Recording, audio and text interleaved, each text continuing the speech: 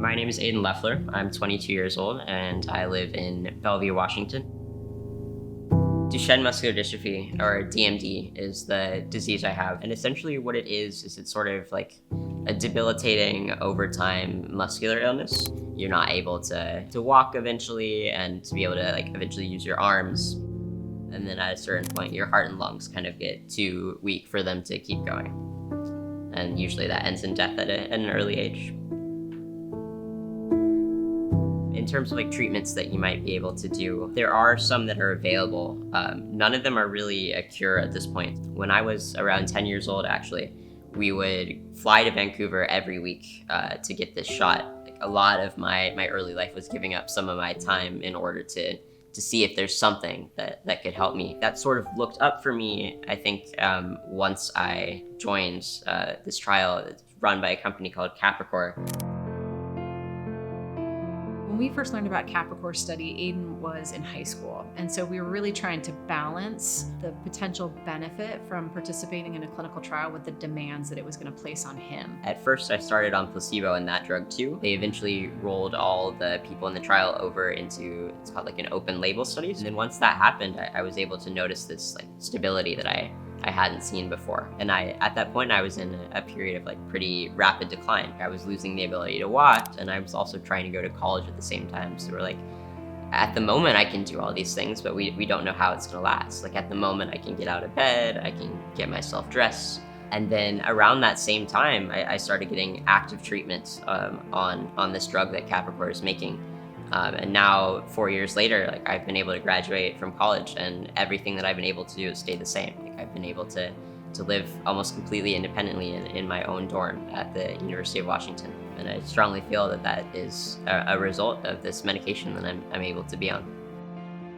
When Aidan started on Capricor's treatment, he was progressed enough in his disease that I think I had reconciled myself to what his fate was going to be. And so to have a medication pull him back from the brink of that and open up possibilities for him that I never thought would be possible, it felt like an unexpected gift. And so the idea that would be taken away, especially after everything that our family has been through, to have that taken away at this stage, it's terrifying.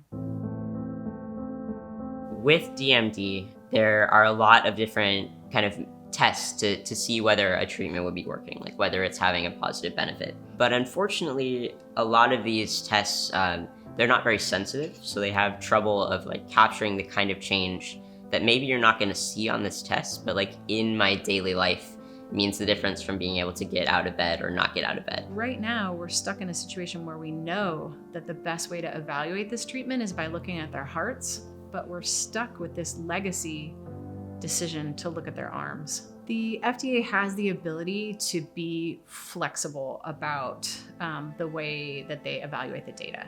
So there's a couple ways that they could do that. They could just agree to look at cardiac as the primary endpoint for the data that the company has collected, or they could just show regulatory flexibility and agree to approve a drug if the secondary shows that there's benefit. I understand there's these rules for making decisions within the FDA, but what's really at stake here is whether a promising treatment will be available for people.